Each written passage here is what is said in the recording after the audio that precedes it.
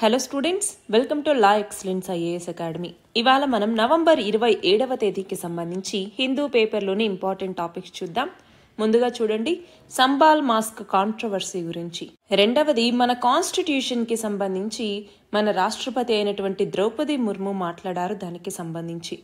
మూడవది, ఈవీఎంస్ గురించి సుప్రీంకోర్టు ఒక వ్యాఖ్య చేసింది. మరి ఆ నేపథ్యంలో ఈవీఎంస్ గురించి మనం తెలుసుకుందాం. నాలుగవది మరియు ఐదవది, ఇవి రెండు వచ్చేసరికి సోషలిజం మరియు సెక్యులరిజంకి సంబంధించి సుప్రీంకోర్టు ఇచ్చినటువంటి జడ్జిమెంట్ నేపథ్యంలో. ఆరవదేమో ఎన్జిటి ఏం చేసింది, గ్లేషియల్ లేక్స్ ఎక్స్పాండ్ అవుతూ ఉన్నాయన్నటువంటి నేపథ్యంలో సెంటర్కి అంటే కేంద్రానికి నోటీసులు ఇవ్వటం జరిగింది. మరెందుకు ఏంటి అన్నటువంటిది తెలుసుకుందాం. ఇవాల్టి మన ఫస్ట్ ఆర్టికల్ చూడండి, సంబాల్ మాస్క్కి సంబంధించి చుట్టూ ఉన్నటువంటి కాంట్రవర్సీ ఏంటి అన్నటువంటిది. అయితే ఈ నేపథ్యంలో మనం ఏమేం చదువుకోవాలి? ఒకటి, ఈ మాస్క్కి సంబంధించిన కాంట్రవర్సీ ఏమిటి అన్నట్టుగా. రెండవది వచ్చేసరికి ఒక చట్టం అన్నటువంటిది ఉంది, ప్లేసెస్ ఆఫ్ వర్షిప్ యాక్ట్ 1991 అనేసి. సో ఆ చట్టం గురించి, ఆ చట్టంలో ఉన్నటువంటి ఛాలెంజెస్ గురించి మనం తెలుసుకుందాం. ఈ టాపిక్ని అయితే మనం గవర్నెన్స్లో భాగంగా చదువుకుంటాము.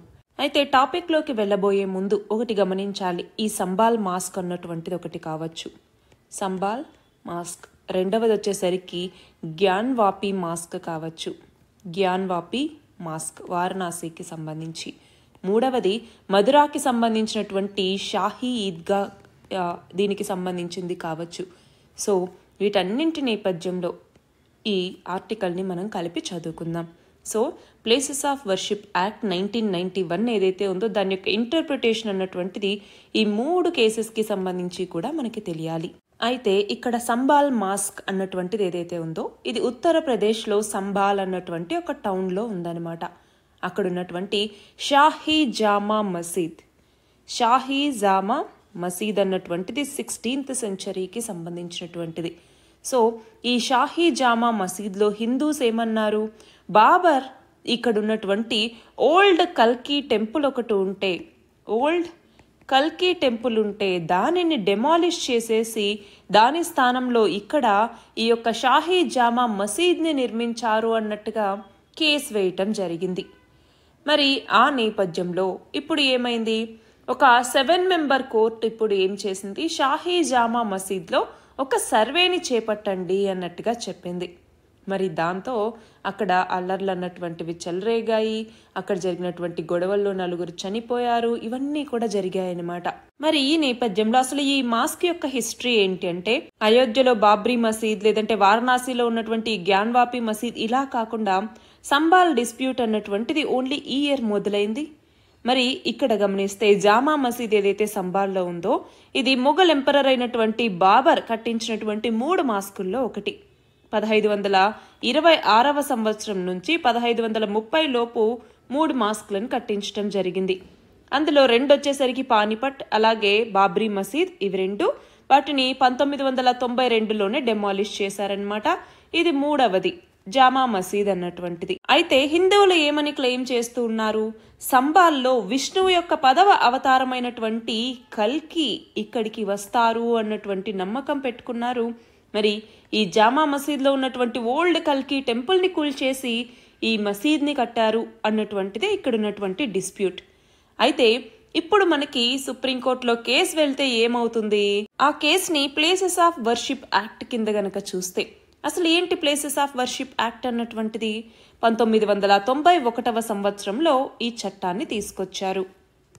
మరి ఈ చట్టం ప్రకారం గనక మనం చూస్తే మనకి స్వాతంత్రం వచ్చిన నాటికి అంటే ఆగస్టు 15, 1947 నాటికి ఏవైతే రిలీజియస్ ప్లేసెస్ ఆఫ్ వర్షిప్ అనేటటువంటివి ఉంటాయో వాటిని అలానే ఫ్రీజ్ చేయాలి. అంటే వాటి యొక్క రిలీజియస్ క్యారెక్టర్ అన్నటువంటిది అలానే మెయింటైన్ చేయాలి, అది ఏ ప్లేస్ యొక్క వర్షిప్ అయినా కూడా కావచ్చు అన్నట్టుగా ఈ యొక్క చట్టాన్ని తీసుకొచ్చారనమాట. మరి ఇందులో ఉండేటటువంటి మేజర్ ప్రొవిజన్స్ కనుక ఒక్కసారి గమనిస్తే, ఒకటి కన్వర్షన్ అంటే ఏంటి, ఒక ప్లేస్ ఆఫ్ వర్షిప్ని కన్వర్ట్ చేయటం గురించి అనమాట ఇందులో ఉన్నటువంటి సెక్షన్ 3 మాట్లాడుతుంది. సో ఒక ప్లేస్ ఆఫ్ వర్షిప్ని ఫుల్గా కావచ్చు లేదంటే పార్ట్గా కావచ్చు ఒక రిలీజియస్ డినామినేషన్ నుంచి ఇంకొక రిలీజియస్ డినామినేషన్కి లేదంటే సేమ్ రిలీజియస్ డినామినేషన్కైనా కూడా మార్చటాన్ని కన్వర్ట్ చేయటాన్ని ఇది ప్రివెంట్ చేస్తుందన్నమాట. అట్లానే ఈ చట్టంలో ఉన్నటువంటి సెక్షన్ 4 క్లాజ్ 1 అన్నటువంటిది ఉంది. ఇది రిలీజియస్ క్యారెక్టర్ అంటే రిలీజియస్ ఐడెంటిటీ గురించి అన్నమాట. అంటే ఒక ప్లేస్ ఆఫ్ వర్షిప్కి ఒక రిలీజియస్ ఐడెంటిటీ అన్నటువంటిది ఉంటుంది, దాన్ని ఇంకా అలానే ఉంచాలి అన్నట్టుగా చెప్తుంది. ఇది కాకుండా మనకి సెక్షన్ 4 క్లాజ్ 2 అన్నటువంటిది ఉంది. ఇది ఏంటి అంటే పెండింగ్ కేసెస్ గురించి తెలుపుతుంది అనమాట. అంటే ఫర్ ఎగ్జాంపుల్ 1991 నాటికి ఈ చట్టాన్ని తీసుకొచ్చేటప్పటికి ఏవైనా కోర్టుల్లో కనుక పెండింగ్ కేసెస్ ఉంటే వాటిని టర్మినేట్ చేయాలి, కొత్త కేసెస్ని ఇనిషియేట్ చేయకూడదు అన్నట్టుగా చెప్తుంది. కానీ ఇందులో ఉన్నటువంటి సెక్షన్ 5 అన్నటువంటి దీని కొన్ని ఎక్సెప్షన్స్ ఇస్తుందన్నమాట. ఎలాంటి ఎక్సెప్షన్స్ అంటే ఏవైనా ఏన్షియంట్ లేదంటే హిస్టారికల్ మాన్యుమెంట్స్ ఉన్నా, ఏన్షియంట్ అలానే హిస్టారికల్ మాన్యుమెంట్స్ ఉన్నా, లేదు అనుకుంటే ఆర్కియలాజికల్ సైట్స్ అయినా లేదు అనుకుంటే మనకి ancient monuments and archaeological sites and remains act 1958 ఉంది. దీంట్లో కవర్ అయ్యేటటువంటివి అయినా కూడా వాటికి ఈ యొక్క చట్టం అన్నటువంటిది వర్తించదు. మరి ఈ నేపథ్యంలోనే రామ్ జన్మభూమి బాబ్రీ మసీద్ కేసు ఏదైతే ఉందో దానికి తీసుకెళ్లటం జరిగింది. మరి సరే, ఇప్పుడు ఇంకొక సెక్షన్ గురించి తెలుసుకుందాం. అది ఏంటంటే సెక్షన్ 6 అన్నటువంటిది. ఇది దేని గురించి తెలుపుతుంది అంటే పెనాల్టీస్ గురించి అనమాట. అంటే స్పెసిఫిక్ పెనాల్టీస్. ఫర్ ఎగ్జాంపుల్ ఈ చట్టాన్ని వయోలేట్ చేస్తే వాళ్ళకి 3 సంవత్సరాల వరకు మాక్సిమం జైలు శిక్ష విధించవచ్చు లేదా ఫైన్ కూడా వేయవచ్చు అనమాట. కానీ ఈ చట్టానికి చాలా క్రిటిసిజం అన్నటువంటిది వచ్చింది. ఎందుకు క్రిటిసిజం వచ్చింది? ఒకటి, ఈ యాక్ట్ అన్నటువంటిది జ్యుడిషియల్ రివ్యూని ప్రివెంట్ చేస్తూ ఉంది. దాంతో ఏమవుతోందన్నట్టుగా కాన్స్టిట్యూషన్ యొక్క ఫండమెంటల్ ఆస్పెక్ట్ ఏదైతే ఉంటుందో ఆ ఫండమెంటల్ ఆస్పెక్ట్ని ఇది ప్రివెంట్ చేస్తోంది అన్నటువంటిది ఒక దీనికి సంబంధించిన క్రిటిసిజం. రెండవది వచ్చేసరికి ఈ రెట్రోస్పెక్టివ్ డేట్ ఏదైతే ఉందో, రెట్రోస్పెక్టివ్ కట్ ఆఫ్ డేట్ ఏదైతే పెట్టారో, ఏమని పెట్టారు రెట్రోస్పెక్టివ్ కట్ ఆఫ్ డేట్ అన్నటువంటిది? ఇండిపెండెన్స్ డే 1947 ఆగస్ట్ 15 ఏదైతే పెట్టారో అది స్టేటస్ ఆఫ్ రిలీజియస్ ప్లేసెస్కి సంబంధించి డిటర్మైన్ చేస్తుందన్నారు కదా. ఆ కట్ ఆఫ్ డేట్ అన్నటువంటిది హిస్టారికల్ ఇన్జస్టిస్ని పట్టించుకోవట్లేదు. అంతేకాదు దీనికన్నా ముందు ఏవైతే ఎంక్రోచ్మెంట్స్ జరిగాయో వాటిని రిడ్రెస్ చేయలేదు, అవునా? సో దాని గురించి. మూడవది వచ్చేసరికి ఈ చట్టం అన్నటువంటిది రైట్ టు రిలీజియన్ని వైలేట్ చేస్తుంది అన్నట్టుగా. అంటే హిందువులు, జైన్లు, బుద్ధిస్టులు, సిక్కులు వీళ్ళ యొక్క రైట్స్, రిలీజియస్ రైట్స్ ఏవైతే ఉన్నాయో వాటన్నిటినీ వైలేట్ చేస్తుంది. అట్లానే సెక్యులరిజం అన్నటువంటి దాన్ని కూడా వైలేట్ చేస్తుంది ఈ చట్టం అన్నటువంటిది. రిలీజియన్స్కి ఈక్వల్ ట్రీట్మెంట్ అన్నటువంటిది ఇక్కడ అందట్లేదు అన్నట్టుగా. అయితే ఈ చట్టం అన్నటువంటిది అయోధ్య డిస్ప్యూట్ని ఎక్స్క్లూడ్ చేయటం జరిగిందనమాట. అంటే ఏంటి? ఈ చట్టం ఎక్కువగా ఈ అయోధ్య డిస్ప్యూట్కి సంబంధించి ల్యాండ్ ఇన్వాల్వ్ ఏదైతే ఉందో దీన్ని ఎక్స్క్లూడ్ చేయటాన్ని చాలా క్రిటిసైజ్ చేశారు. మరి సుప్రీంకోర్టు ఏమనింది? మేము సెక్యులరిజంకి కమిట్ అయి ఉన్నాము. సెక్యులరిజం అన్నటువంటిది ఫండమెంటల్ ఆస్పెక్ట్ ఇండియన్ కాన్స్టిట్యూషన్లో, కాబట్టి ఇక్కడ ఒక లెజిస్లేటివ్ ఇంటర్వెన్షన్ ఏదైతే ఉందో దానిని ప్లేసెస్ ఆఫ్ వర్షిప్ యాక్ట్ కింద మేము ఎన్ష్యూర్ చేస్తూ ఉన్నాము. అంటే ఏంటి? ఇక్కడ స్టేట్ అన్నటువంటిది అన్ని రిలీజియన్స్కి సంబంధించి ఈక్వాలిటీని ఎన్ష్యూర్ చేయాల్సినటువంటి అవసరం అన్నటువంటిది ఉంది. అంతేకాదు ఇక్కడ ప్లేసెస్ ఆఫ్ వర్షిప్ని ప్రతి రిలీజియస్ కమ్యూనిటీకి కూడా ప్రిజర్వ్ చేయాల్సినటువంటి ఆ గ్యారంటీ ఈ చట్టం ఇవ్వాలి అన్నట్టుగా సుప్రీంకోర్టు చెప్పింది. సో ఈ నేపథ్యంలో ఇదంతా గుర్తుంచుకోవాలి. మన నెక్స్ట్ ఆర్టికల్ చూడండి. మన రాష్ట్రపతి అయినటువంటి ద్రౌపది ముర్ము, ఈమె మన భారత రాజ్యాంగాన్ని మనం అడాప్ట్ చేసుకుని 75 సంవత్సరాలు అయినటువంటి నేపథ్యంలో ఈమె మాట్లాడటం జరిగింది. మరి సంవిధాన్ సదన్ అంటే ఓల్డ్ పార్లమెంట్ బిల్డింగ్ ఉంది కదా, అందులో జరిగినటువంటి ఈవెంట్లో ఈమె మాట్లాడుతూ ఏమన్నారు?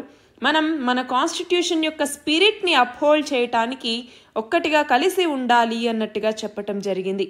మరి ఈ నేపథ్యంలో మనకి కాన్స్టిట్యూషన్ గురించి తెలియాలి. డెమోక్రసీ అంటే ఏంటి? పీపుల్ యొక్క రూల్. మరి దీనిని కొన్ని set of rights, principles, laws వీటిని అడాప్ట్ చేసుకుంటూ ఆపరేషనలైజ్ చేయాలి.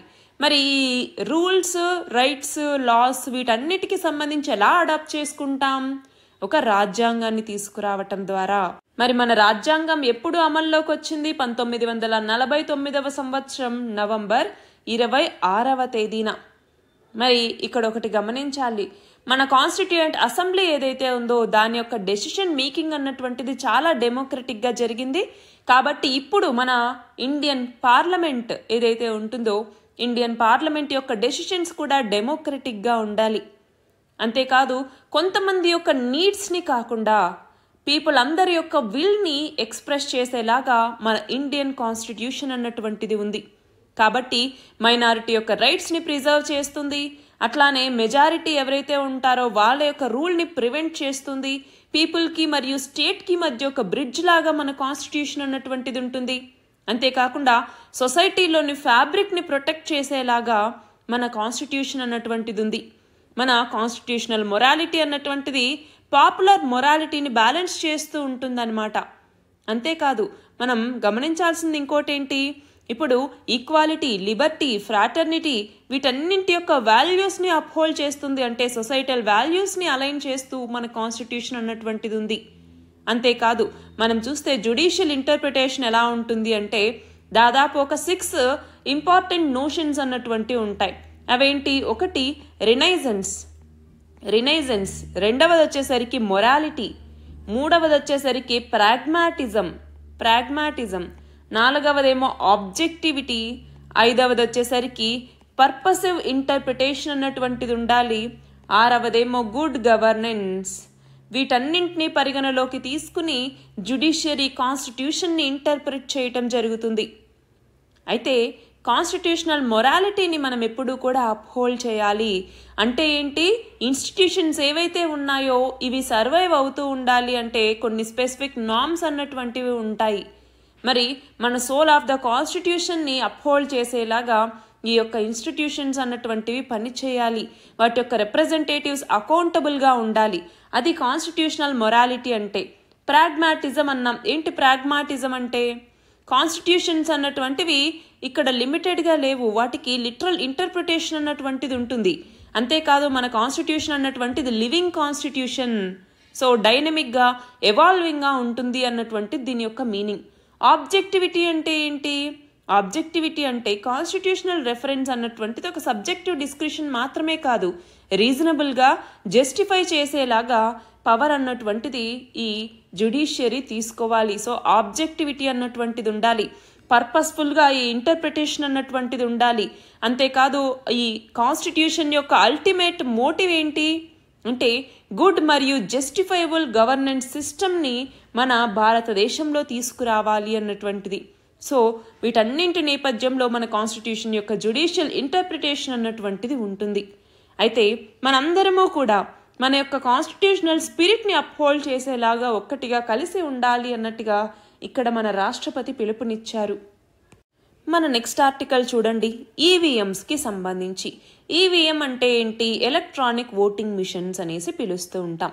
దీనిని మనం పాలిటీలో కాన్స్టిట్యూషనల్ బాడీస్ అలానే గవర్నమెంట్ పాలసీస్ అండ్ ఇంటర్వెన్షన్స్ కింద చదువుకుంటాము. మరి ఎలక్షన్ కమిషన్ అన్నటువంటిది ఎలక్ట్రానిక్ ఓటింగ్ మిషన్స్ని ఎలక్షన్స్ టైంలో యూజ్ చేస్తూ ఉంటుంది. మరి అలాంటి ఈవీఎంస్కి సంబంధించి చాలా కేసెస్ అనేటటువంటివి కోర్టుల్లో నమోదవుతూ ఉంటాయి. మరి ఆ నేపథ్యంలో సుప్రీంకోర్టు ఇప్పుడు ఏమనింది అంటే ఒకవేళ మీరు గెలిచారనుకోండి ఈవీఎం సరిగ్గా పనిచేస్తున్నట్టు, ఒకవేళ మీరు ఓడిపోతే అప్పుడు ఈవీఎంస్ని ట్యాంపర్ చేస్తున్నట్ట అన్నట్టుగా అనిందనమాట. మరి ఈ నేపథ్యంలో మనకి ఈవీఎంస్కి సంబంధించిన హిస్టరీ తెలియాలి. ఈవీఎం అనేటటువంటిది ఏంటి అంటే మన ఓట్స్ని ఎలక్ట్రానికల్గా రికార్డ్ చేస్తుంది. మరి దీనిని ఫస్ట్ టైం 1982లో మనకి కేరళ రాష్ట్రంలో పరవూర్ అసెంబ్లీ కాన్స్టిట్యుయెన్సీ ఎన్నికల్లో వాడారనమాట. మరి 1998 నుంచి ఎలక్షన్ కమిషన్ అన్నటువంటిది బ్యాలెట్ పేపర్స్ యొక్క వాటి స్థానంలో ఈవీఎంస్ని వాడటం అన్నటువంటిది పెంచుతూ వచ్చింది. మరి 2004వ సంవత్సరంలో ఎలక్షన్ కమిషన్ అన్నటువంటిది హిస్టారికల్ డెసిషన్ని తీసుకుంది. ఏమని? లోక్సభ ఎలక్షన్స్కి ఓన్లీ ఈవీఎంలనే వాడాలి అన్నట్టుగా. మరి ఈ ఈవీఎంస్ని డిజైన్ చేసేదానికి టెక్నికల్ ఎక్స్పర్ట్స్ కమిటీ అన్నటువంటిది ఎలక్షన్ కమిషన్కి సంబంధించి ఉంటుంది. ఇది కాకుండా కొన్ని పబ్లిక్ సెక్టార్ అండర్టేకింగ్స్ అన్నటువంటివి వాటితో కొలాబరేట్ అవుతారు. అవి ఏమేమి ఉంటాయి?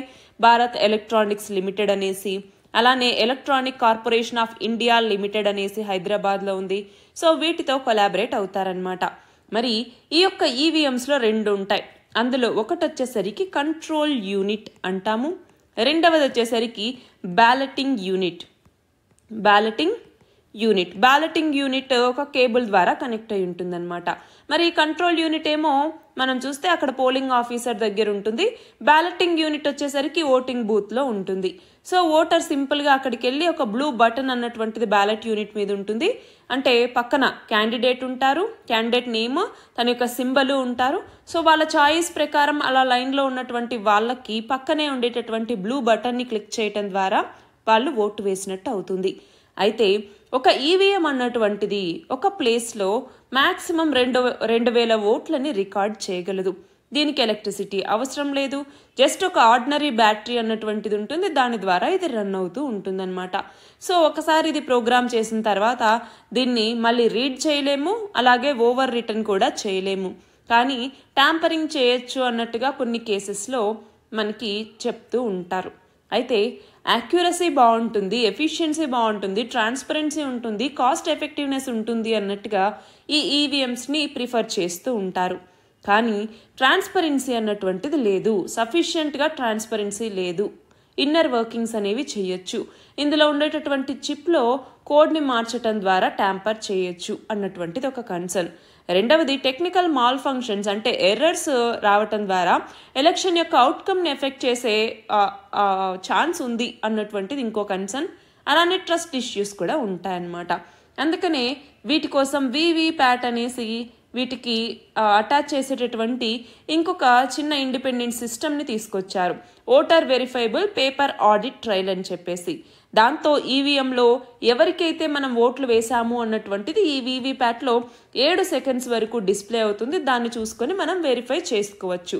అయితే ఈ వీవీప్యాట్ని ఫస్ట్ టైం 2013వ సంవత్సరంలో నాగాలాండ్లో నోక్సేన్ అసెంబ్లీ కాన్స్టిట్యుయెన్సీలో ఫస్ట్ టైం అక్కడ బై ఎలక్షన్స్లో వాడారనమాట. ఎక్కడ? నాగాలాండ్. సో ఇది ఈవీఎంస్ అలాగే వీవీప్యాట్స్కి సంబంధించి. అయితే సుప్రీంకోర్టు ఏమనింది?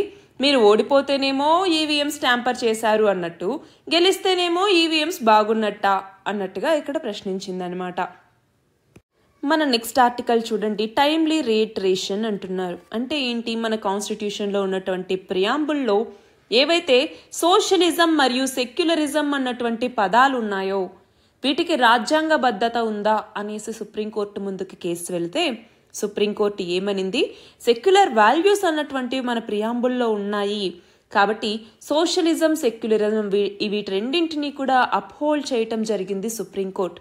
మరి మనం గమనిస్తే మన యొక్క ఒరిజినల్ కాన్స్టిట్యూషనల్ ప్రియాంబుల్లో ఈ యొక్క సెక్యులర్ లేదా సోషలిస్ట్ అన్నటువంటి పదాలు లేవు. కానీ 42వ రాజ్యాంగ సవరణ చట్టం ప్రకారం మనము సోషలిస్ట్ అలాగే సెక్యులర్ అలాగే ఇంటిగ్రిటీ అన్నటువంటి 3 పదాలని కూడా చేర్చటం జరిగింది. అవునా? మరి దీనిని మనం పాలిటీ అన్నటువంటి సబ్జెక్ట్ కింద చదువుకుంటాము. అయితే ఇప్పుడు మనం చూస్తే doctor Balram Singh and others versus Union of India case అనమాట. దీంతో సుప్రీంకోర్టు ఏమని చెప్పింది? ఈ యొక్క పదాలు అన్నటువంటివి వైడ్ స్ప్రెడ్ యాక్సెప్టెన్స్ ని పొందాయి, అంతేకాదు ఇండియన్ పీపుల్ వీటి యొక్క మీనింగ్ ని క్లియర్ గా అండర్స్టాండ్ చేసుకుంటారు అన్నట్టుగా సుప్రీంకోర్టు చెప్పింది. అయితే మనం గమనించాలి, 1947లో ఏవైతే ఆబ్జెక్టివ్ రిజల్యూషన్స్ అనేసి తీసుకొచ్చామో అందులో ఇది లేదు, తర్వాతనే దీన్ని చేర్చడం జరిగింది. కానీ వీటి యొక్క ప్రిన్సిపల్స్ అన్నటువంటివి మన కాన్స్టిట్యూషన్లో ఎప్పుడూ ఉన్నాయి. మరి 42వ కాన్స్టిట్యూషనల్ అమెండ్మెంట్ యాక్ట్నే మనం ఏమని పిలుస్తాం? మినీ కాన్స్టిట్యూషన్ అని కూడా పిలుస్తూ ఉంటాం. అయితే ఇందులో సోషలిజం ఏదైతే ఉందో దీనిని వెస్టర్న్ కాన్సెప్ట్ గాను అలానే ఇండియన్ కాన్సెప్ట్ గాను మనం డివైడ్ చేయొచ్చు. వెస్టర్న్ కాన్సెప్ట్ వచ్చేసరికి ఏంటి అంటే ఎకనామిక్ ఈక్వాలిటీని అచీవ్ చేయటానికి కోసం గవర్నమెంట్ అన్నటువంటిది ఈ సోషలిజంని సపోర్ట్ చేస్తుంది. అంటే ఏంటి, మొత్తం ప్రొడక్షన్ అంతా కూడా గవర్నమెంట్ యొక్క ఓనర్షిప్లో ఉంటుంది. బట్ మన ఇండియన్ కాన్సెప్ట్ అలా కాదు, మనది మిక్స్డ్ ఎకానమీ అంటే ఏంటి, ఇక్కడ పబ్లిక్ ప్రైవేట్ సెక్టార్స్ రెండింటినీ కూడా కలుపుతుంది. డిస్ట్రిబ్యూషన్ ఆఫ్ రిసోర్సెస్ని ఫెయిర్గా అందించాలి అన్నటువంటిది మన ఇండియన్ సోషలిజం కాన్సెప్ట్ యొక్క ముఖ్య ఉద్దేశం. అలానే సెక్యులరిజంలో కూడా వెస్టర్న్ కాన్సెప్ట్ ఒకటి ఉంది, అలానే ఇండియన్ కాన్సెప్ట్ ఒకటి ఉంది. వెస్టర్న్ కాన్సెప్ట్ ఏంటి అంటే రిలీజియన్ని స్టేట్ని అబ్సల్యూట్గా డివైడ్ చేస్తుంది వెస్టర్న్ కాన్సెప్ట్. బట్ మనది అలా కాదు, రిలీజియస్ హార్మనీ అన్నటువంటిది ఉండాలి, రిలీజియన్స్ మధ్య ఈక్వల్ రెస్పెక్ట్ ఉండాలి అన్నటువంటిది మన ఇండియన్ సెక్యులరిజం అనమాట. సో ఈ రెండింటికి మధ్య డిఫరెన్సెస్ అన్నటువంటివి మనకి తెలియాలి. అంతేకాదు 1994లో ఎస్ఆర్ బొమ్మాయి కేసు ఏదైతే ఉందో దీంట్లో సెక్యులరిజంని basic feature of the constitution అన్నట్టుగా కూడా చెప్పటం జరిగింది. మరి బేసిక్ స్ట్రక్చర్ డాక్ట్రైన్ అన్నటువంటిది మనకి ఏ కేసులో వచ్చింది? బేసిక్ స్ట్రక్చర్ డాక్ట్రైన్ అన్నటువంటిది మనకి ఏ కేసులో ఎవాల్వ్ అయింది అన్నటువంటిది మీరు కమెంట్ సెక్షన్లో చెప్పండి. మన లాస్ట్ ఆర్టికల్ చూడండి. ఎన్జిటి నేషనల్ గ్రీన్ ట్రిబ్యునల్ అన్నటువంటిది సెంటర్కి నోటీస్ ఇవ్వటం జరిగింది. దీనికి సంబంధించి హిమాలయన్ గ్లేషియల్ లేక్స్ అన్నటువంటివి ఎక్స్పాండ్ అవుతూ ఉన్నాయి. దానివల్ల న్యాచురల్ డిజాస్టర్స్ అన్నటువంటివి పెరిగే అవకాశం ఉంది అన్నట్టుగా. మరి దీనిని మనం ఒకటి జాగ్రఫీలో చదువుకుంటాము, రెండవది వచ్చేసరికి ఎన్వైరన్మెంట్లో కూడా చదువుకుంటాము. అయితే ఇక్కడ ఏమైంది మనం చూస్తే రీసెంట్గా ఇస్రో కూడా ఏమని చెప్పింది, చాలా గ్లేషియల్ లేక్స్ ఎక్స్పాన్షన్ అన్నటువంటిది జరుగుతోంది. 1984కి అలాగే 2023కి మధ్య చూస్తే అలార్మింగ్ సిచ్యువేషన్ అన్నటువంటిది ఉంది అన్నట్టుగా చెప్పిందనమాట. మరి ఫర్ ఎగ్జాంపుల్ 2431 లేక్స్ అన్నటువంటివి ఇప్పుడు దాదాపు 10 హెక్టార్స్ లేదంటే అంతకన్నా ఎక్కువ విస్తీర్ణంలో ఉన్నాయి అన్నట్టుగా చెప్పింది. 1984తో కంపేర్ చేసుకుంటే దాదాపు 676 గ్లేషియల్ లేక్స్ చాలా ఎక్స్పాండ్ అయ్యాయి అన్నట్టుగా కూడా చెప్పటం జరిగింది. అందులో కూడా ఒక 130 గ్లేషియల్ లేక్స్ అన్నటువంటివి ఇండియాలో ఉన్నాయి. అందులో ఇండస్ రివర్కి సంబంధించి 65, గంగా రివర్కి సంబంధించి 7, అలానే బ్రహ్మపుత్ర రివర్కి సంబంధించి 58 లేక్స్ అన్నటువంటివి ఈ రివర్ బేసిన్స్లో ఉన్నాయి. అంతేకాదు ఇప్పుడు చూస్తే ఇంతకు ముందు కన్నా 2 times ఎక్కువ పెరిగినటువంటి వాటిలో 601 లేక్స్ ఉన్నాయి, 89%. అందులో 10 లేక్స్ వచ్చేసరికి 1.5 నుంచి 2 రెట్లు పెరిగాయి. ఇంకొక 65 లేక్స్ వచ్చేసరికి 1.5 రెట్లు పెరిగినటువంటి ఉన్నాయి. అంతేకాదు లాంగ్ టర్మ్ చేంజెస్ వల్ల ఏమవుతోంది, చాలా వరకు వీటి యొక్క గ్లేషియల్ లేక్స్ విస్తీర్ణం అన్నటువంటిది పెరుగుతూ వస్తోంది. అందులో టైప్స్ ఆఫ్ లేక్స్ కనుక గమనిస్తే మొరైన్స్ అంటాం, అంటే ఏంటి, రాక్స్ మరియు డెబ్రిస్ యొక్క పైల్స్ వల్ల ఫామ్ అవుతుంది. అలాంటి గ్లేషియల్ లేక్సే దాదాపు 307 ఉన్నాయి. ఐస్ వల్ల అంటే గ్లేషియల్ ఐస్ అన్నటువంటిది ఒక డ్యామ్ లాగా ఫామ్ అవుతూ ఆ మెల్టింగ్ వాటర్ని బ్లాక్ చేస్తూ ఉండటం లాంటి వాటికి 8 గ్లేషియల్ లేక్స్ ఉన్నాయి.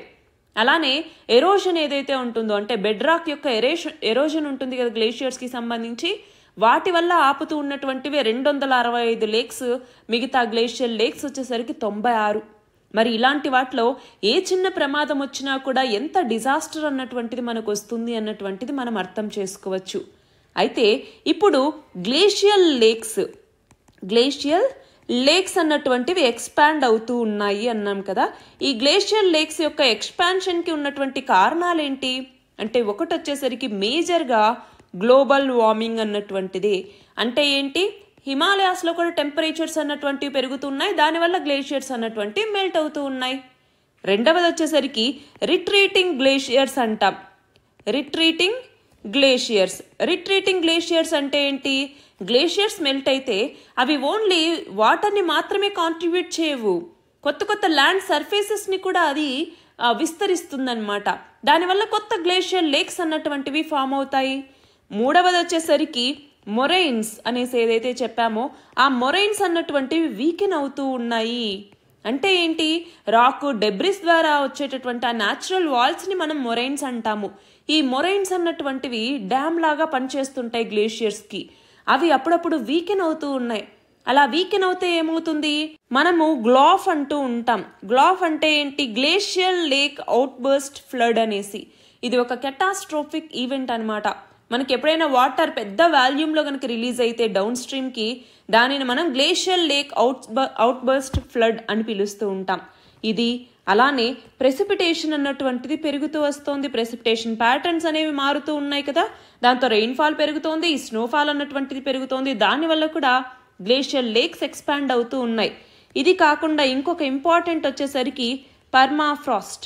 పర్మాఫ్రాస్ట్ అంటే ఏంటి, అరౌండ్ ద ఇయర్ సాయిల్ అన్నటువంటిది ఫ్రోజన్గా ఉంటే అది ఈ వాటర్ డ్రైనేజ్కి ఒక న్యాచురల్ బ్యారియర్ లాగా పనిచేస్తుంది. కానీ టెంపరేచర్స్ పెరిగే కొద్దీ పర్మాఫ్రాస్ట్ అన్నటువంటిది ఏమవుతుంది, డిసప్పియర్ అవుతుంది. దాంతో గ్లేషియర్ లేక్స్ అన్నటువంటివి పెరుగుతున్నాయి. డిసీజెస్ ఎక్కువగా స్ప్రెడ్ అవ్వటానికి కూడా ఇది ఒక కాజ్గా ఉంటుందన్నమాట. అంటే ఏంటి, ఈ పర్మాఫ్రాస్ట్ కరుగుతూ ఉన్నటువంటి కొద్దీ ఆ లేయర్స్ కింద ఉన్నటువంటి వైరస్లు ఇప్పుడు ఎక్స్పోజ్ అవుతూ ఉన్నాయి. అదొకటి. అన్నింటికన్నా ఇంపార్టెంట్ ఏంటి, హ్యూమన్ యాక్టివిటీస్ అయినటువంటి ఇన్ఫ్రాస్ట్రక్చర్ డెవలప్మెంట్, అంటే రోడ్స్, హైడ్రోపవర్ ప్రాజెక్ట్స్, వీటి ద్వారా న్యాచురల్ డ్రైనేజ్ ప్యాటర్న్స్ అన్నటువంటివి గ్లేషియర్ లేక్స్కి మారుతూ ఉన్నాయి. దానివల్ల కూడా ఎక్స్పాండ్ అవుతూ ఉన్నాయి. సో ఇవన్నీ కూడా మనం గమనించాల్సిన విషయాలు. కాబట్టి గవర్నమెంట్ ఇప్పుడు ఏం చేయాలి, నోటీస్ ఇస్తే ఏం చేయాలి, వీటికి సంబంధించి క్లైమేట్ చేంజ్ మిటిగేషన్ చర్యలు తీసుకోవాలి. ఎర్లీ వార్నింగ్ సిస్టమ్స్ని డెవలప్ చేయాలి. అలానే ఈ గ్లాఫ్ ఏవైతే ఉంటాయో వీటిని ఆ రిస్క్ని రెడ్యూస్ చేయడానికి గ్లేషియర్ లేక్స్ని మేనేజ్ చేయటం, స్టెబిలైజ్ చేయటం, దానికి సంబంధించిన మెజర్స్ తీసుకోవటం లాంటివి చేయాలి. అట్లానే న్యాచురల్ ఇన్ఫ్రాస్ట్రక్చర్ అంటాం. అంటే ఏంటి, ఒక చోట న్యాచురల్ ఎకో సిస్టమ్ని కన్జర్వ్ చేయటం, అంటే వెట్లాండ్స్, ఫారెస్ట్స్ ఇలాంటి వాటిని రీస్టోర్ చేయటం ద్వారా వాటర్ ఫ్లోని రెగ్యులేట్ చేస్తుంది. సో ఇలాంటి న్యాచురల్ ఇన్ఫ్రాస్ట్రక్చర్ సొల్యూషన్స్ని తీసుకురావాలి. అలానే కమ్యూనిటీ ఎంగేజ్మెంట్ చేయటం, ఇంటర్నేషనల్ కోఆపరేషన్ అన్నటువంటిది చేయటం, ఇలాంటివన్నీ చేయాల్సిన అవసరం అన్నటువంటిది ఉంది. లేకపోతే ఇంకొన్ని న్యాచురల్ డిజాస్టర్స్ అన్నటువంటివి మరింత పెరుగుతాయన్నట్టుగా ఎన్జిటి ఇక్కడ వార్న్ చేస్తోంది. ఇవి ఇవాల్టి important articles. All the very best and thank you very much.